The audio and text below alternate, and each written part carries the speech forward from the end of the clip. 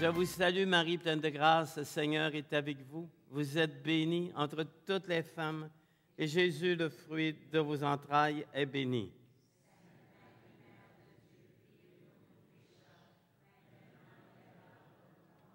Esprit Saint.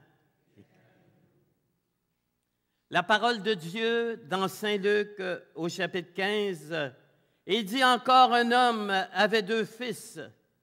Le plus jeune dit à son père, « Père, donne-moi la part d'héritage qui doit me revenir. » Et le père partagea son bien. Quelques jours après, le plus jeune fils, rassemblant ses affaires, partit au loin. Et là, il dissipa son bien en menant une vie de débauche. Après qu'il eut tout dépensé, une grande famine survint dans le pays. Il commença à sentir la privation. Il alla se mettre au service des habitants là-bas. Il alla se mettre au service d'un habitant du pays qu'il envoya dans ses champs garder les cochons. Il aurait bien voulu se remplir le ventre du manger que mangeaient les cochons, mais personne ne lui en donnait.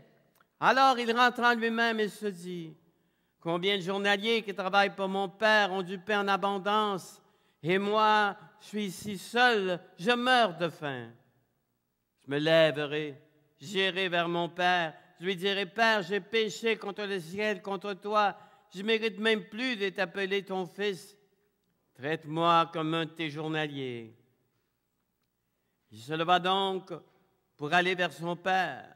Comme il était encore loin de son père le vit, il fut touché au cœur et courut se jeter au cou de son fils et l'embrassa tendrement. Son fils lui dit alors, « Père, j'ai péché contre le ciel, contre toi, je ne mérite même plus d'être appelé ton fils. » Mais le père, tout joyeux, dit au serviteur, « Vite, apportez la plus belle robe, revêtez-lui, mettez-lui au doigt un anneau, des souliers aux pieds. Amenez le veau gras, tuez-le, mangeons et faisons la fête. Car mon fils que voici, il était mort, il est revenu à la vie, il était perdu, le voilà retrouvé. » Ils commencèrent à faire la fête. Or, le fils aîné travaillait au champ. À son retour, comme il approchait de la maison, il entendit de la musique et des danses. Il appela un domestique et lui demanda ce que c'était. On lui répondit, « Votre frère est rentré et votre père a tué le veau gras parce qu'il l'a retrouvé en bonne santé. » Il se mit en colère. Il refusa d'entrer. Son père sortit et lui fit des instances, mais il répondit à son père, « Il y a tant d'années que je vous sers, sans vous avoir jamais désobéi. Jamais vous ne m'avez donné un chevreau pour festoyer avec mes amis. Et maintenant que votre fils revient, qu'il a mangé votre fortune avec des prostituées, vous tuez pour lui le veau gras. » Le père lui dit, « Mais mon enfant, toi, tu es toujours avec moi, et tout ce qui est à moi est à toi. Mais il fallait bien faire la fête, car ton frère, lui, il était mort. Il est revenu à la vie, il était perdu, le voilà retrouvé. » Acclamons la parole de Dieu.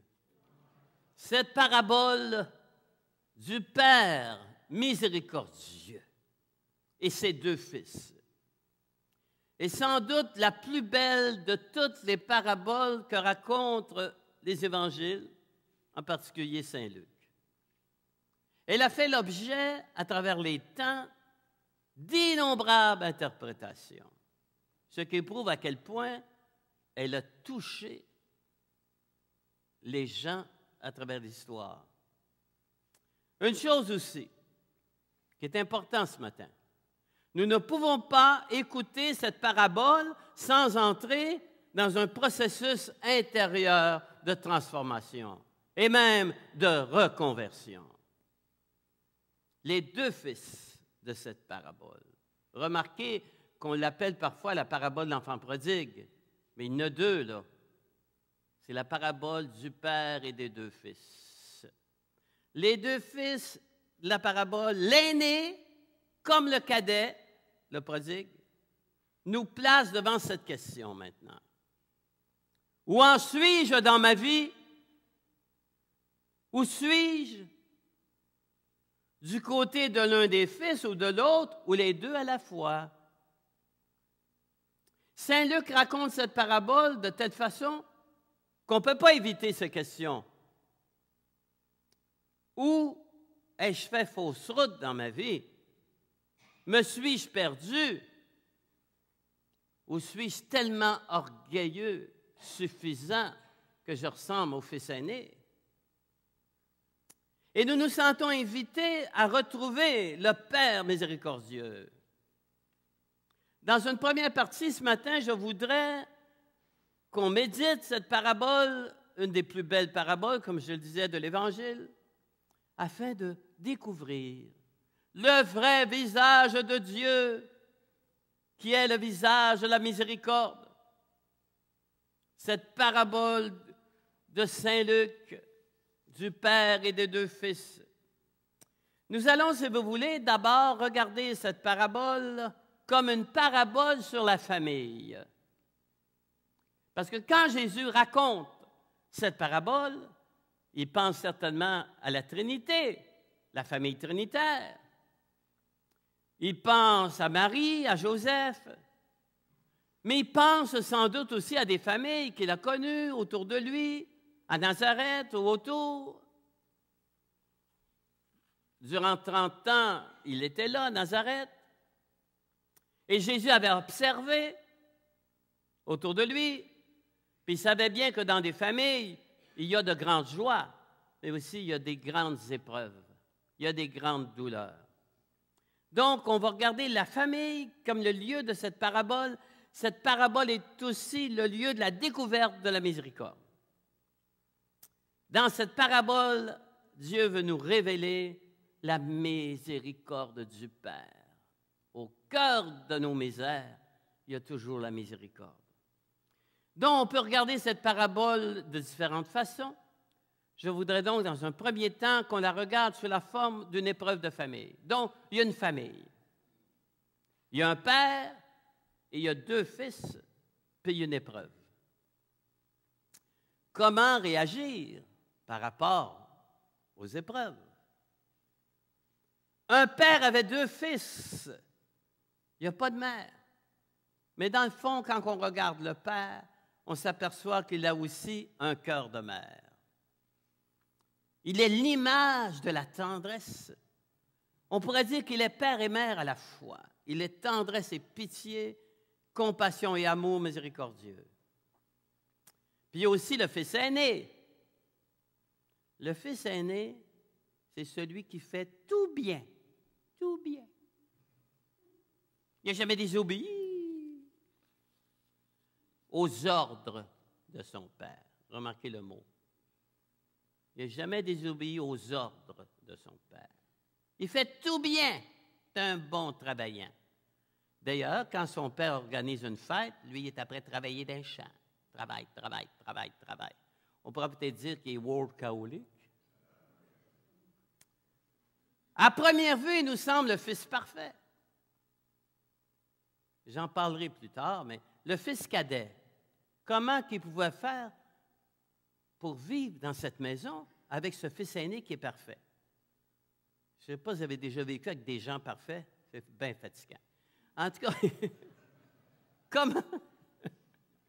comment pouvez-vous faire quand vous êtes le fils cadet et qu'il y a une image extérieure, en tout cas, parfaite?